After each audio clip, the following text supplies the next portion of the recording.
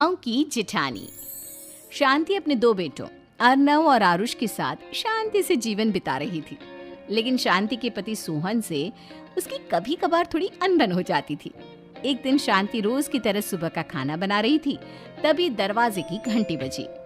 घंटी की आवाज सुनकर वो दरवाजे की ओर जाते हुए कहती है, अरे आती हूँ, कौन है? सब्र करो। शांति दरवाजा खोलती है तो देखती है कि उसके जेठ मोहनदास सामने खड़े होते हैं। वो सक पकाकर अपना घूंघट करती है और पैर छूकर कहती है, आइए आइए जेठ जी। कैसी हो शांति? जी मैं तो बिल्कुल ठीक हूँ, सब आपकी मेहरबानी है भाई साहब। शांति और मोहनदास की बातें सुनकर शांति का पति सोहन और उसके दोनों बेटे बाहर आ जाते हैं।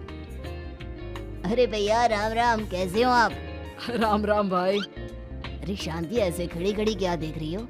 चाय कॉफी कुछ लेकर आओ, भैया आए हैं। शांति तेजी से रसोई की ओर आगे बढ़ती हुई कहती है, अरे मेरी माँ, गेट खोलने के चक्कर में मेरे तो चावल ही जल गए।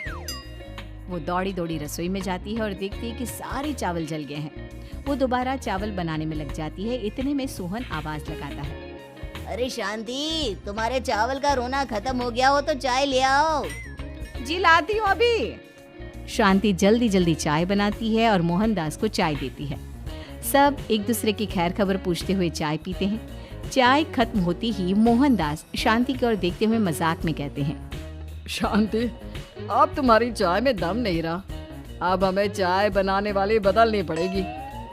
ये कैसे मुमकिन होगा जेठ जी?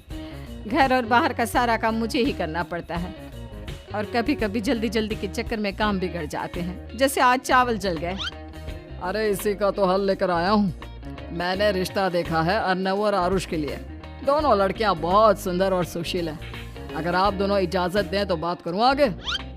सोहन और शांति रिश्ते की बात सुनकर कहते हैं, अब ठीक है, बात चलाइए ना भैया, पर पहले लड़की के बारे में कुछ बताइए तो सही। हाँ हाँ भाई साहब, लड़की कैसी है, परिवार कैसा है, कहाँ के रहने वाले हैं? देखो, परिवार तो बहुत अच्छा है, पर वे दोनों लोग बहुत गरीब हैं। दहेज में कुछ मिलेगा नहीं। अरे हमें दहेज में कुछ चाहिए भी नहीं, बस लड़की संस्कारी होनी चाहिए। एक लड़की तो पढ़ी लिखी है और शहर की रहने वाली है, पर दूसरी अपनी गरीबी की वजह से पढ़ न सकी और गांव में रहती है। लेकिन दोनों है बहुत खूबसूरत। अगर तुम सबको देखते ही पसंद ना आ जाए तो मेरा नाम बदल देना। हाँ, पर तो हम आंखें मूंद कर भरोसा कर सकते हैं भैया। आप आगे बात चलाइए, हम शादी करने को तैयार हैं। कुछ ही दिन में अर्नव और आरुष की शादी हो जाती है। आरुष की शादी अनपढ़ लड़की मंजरी से हो जाती है, जो कि बहुत भोली भी होती है। और अर्नव की शादी पढ़ी लिखी लड़की तनुजा से हो जाती है, जो कि घमंडी और चालू होती है। एक दिन मंजरी घर के काम कर रही थी कि अचानक शांति उसे आवाज लगाती है, बड़ी बहू, ओ बड़ी बहू, मंजरी जल्दी यहाँ आओ। मंजरी जल्दी जल्दी शांति के पास जाती है। बेटा मेरे पैर दबा दे, बहुत दर्द हो रहा है। जी माँ जी, बस बर्तन धोकर आती हूँ। अरे बैठ यहाँ, मेरे पैर में बहुत तेज दर्द हो रहा है। बर्तन छोटी बहू धो लेगी। मंजरी शांति के पैर दबाने लगती है तो शांति तनुजा को आवाज लगाती है, छोटी बहू, ओ छोटी बहू। तनुजा थोड़ी देर से आराम से चलकर आती है। जी माँ जी, आपने बुलाया मुझे? आपको कोई काम था क्या? तू कुछ काम कर रही है या? शांति की बात काटते हुए तनुजा बोलती है, कुछ नहीं माँ, फोन पर अपने घर पर बात कर रही थी। अरे बाद में बात करियो अपने घर वालों से, पहले जाके बर्तन धो ले। तनुजा मुंह बनाते हुए अपनी जिठानी की ओर देखती है और मन ही मन कहती है, ये महारानी वहाँ बैठी है, ये नहीं कि बर्तन धो ले। मैंने इतनी पढ़ाई बर्तन धोने के लिए की थी क्या? तनुजा दांत पीसकर वहाँ से चली जाती है। अगले दिन सब दफ्तर चले जाते हैं, तभी डाकिया चिट्ठी लाता है। शांति चिट्ठी लेकर मंजरी से कहती है, बड़ी बहू, जरा छोटी बहू को बुलाना, एक चिट्ठी आई है। मेरी तो आंखें कमजोर है तो मुझसे पढ़ा नहीं जाएगा। मंजरी तनुजा के पास जाकर कहती है, तनुजा, तुम्हें माँ जी बुला रही हैं। मुझ पर हुक्म मत चलाओ, काम बताओ काम। अरे मैंने तुम पर कहाँ हुक्म चलाया, और हुक्म चला भी दूंगी तो क्या हुआ? तुम तो मेरी छोटी बहन की तरह हो ना। तुम जैसी अनपढ़, जाहिल और गांव की गवार मेरी बहन नहीं हो सकती। बेचारी मंजरी तनुजा की बात सुनकर अपना सा मुंह लेकर रह गई।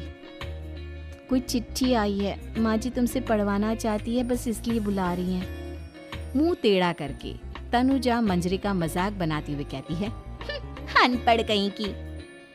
तनुजा का ऐसा बर्ताव देखकर बड़ी बहू बहुत दुखी होती है। तनुजा को अपनी पढ़ाई का घमंड इतना हो गया कि अब वो घर के कोई काम नहीं करती और अपनी जेठानी का मजाक बनाती रहती।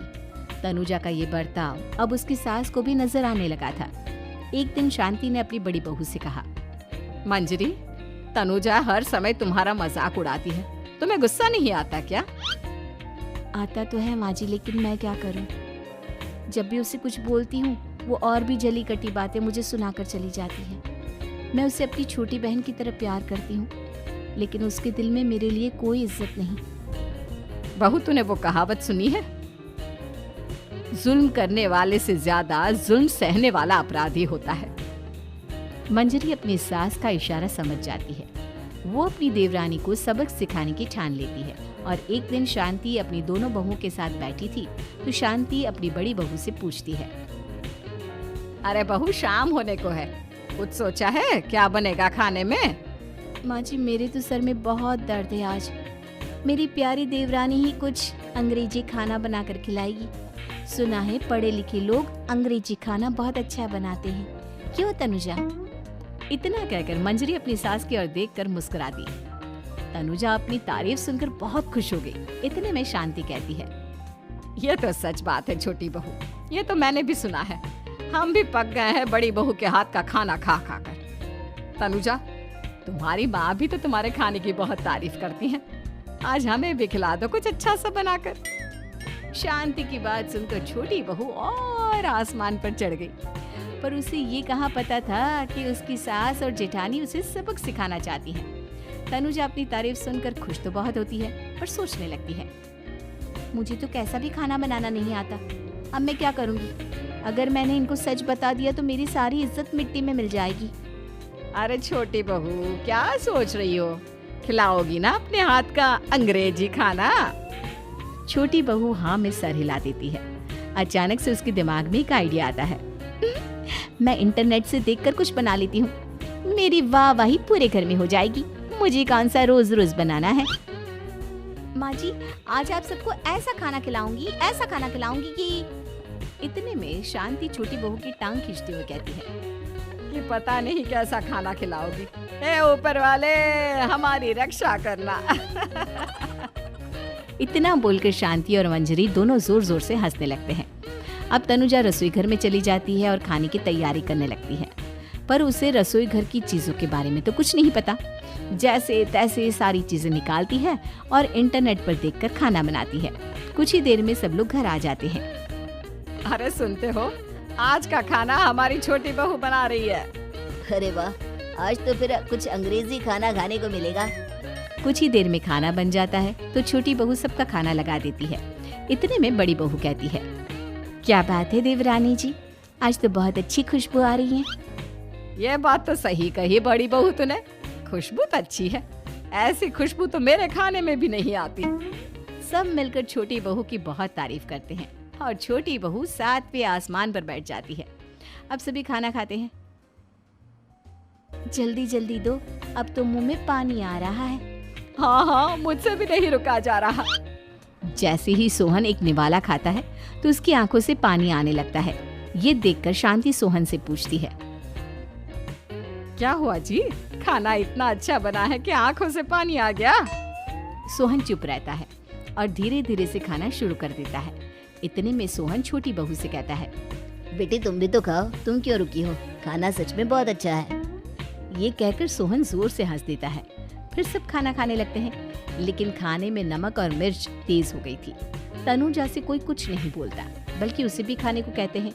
जैसे ही छोटी बहू खाना खाती है वो पानी पानी कहकर चिल्लाती है, पानी, इसमें तो पानी। ये खाना तो सच में इतना अच्छा बना है कि हमारे साथ साथ देवरानी जी भी इसके स्वाद को कभी नहीं भूल पाएंगी। सही कहा बहू। तनुजा को अपनी गलती का एहसास हुआ और उसने अपनी सास से कहा, माँ जी ये मेरी गलती नहीं है, इंटरनेट पर दिखाया था कि 4 चम्मच नमक और मिर्च डालने हैं। अब मंजरी को भी मौका मिल गया और उसने तनुजा पर तंज कसा। नाच न जाने आंगन टेढ़ा, हर जगह अपनी पढ़ाई दिखाती हो, दूसरों का मजाक उड़ाती हो। अब पता चला ना, हर चीज में पढ़ाई काम नहीं आती। और तुम तो शहर में रही हो, तुम्हें तो मुझसे भी अच्छा खाना बनाना आना चाहिए ना। बेटा, अगर तूने ठीक से सब सीखा होता तो आज तुझे शर्मिंदा नहीं होना पड़ता। बात शहर या गांव की नहीं होती। मंजरी गांव से आई है, लेकिन उसे घर का काम करना और खाना बनाना सब अच्छी तरह से आता है। तुम शहर में रही हो, तुमने ये सब क्यों नहीं सीखा? छोटी बहू सर नीचा कर सबसे माफी मांगती है और बहुत शर्मिंदा होती है। दीदी मुझे माफ कर दो, मैंने आपको बहुत बुरा भला कहा, पर आपने मुझे हमेशा ही माफ किया। आज मुझे अपनी गलती का एहसास हो गया है। अब दोनों बहुएं मिलकर घर का काम करने लगी और एक दूसरे को अपने गुण बांटने लगी। मंजरी ने अपनी देवरानी को खाना बनाना और घर का काम करना सिखाया, वहीं तनुजा ने भी अपनी जेठानी को पढ़ना लिखना सिखाया। शांति और सोहन ऐसी बहुएं पाकर बहुत खुश थे।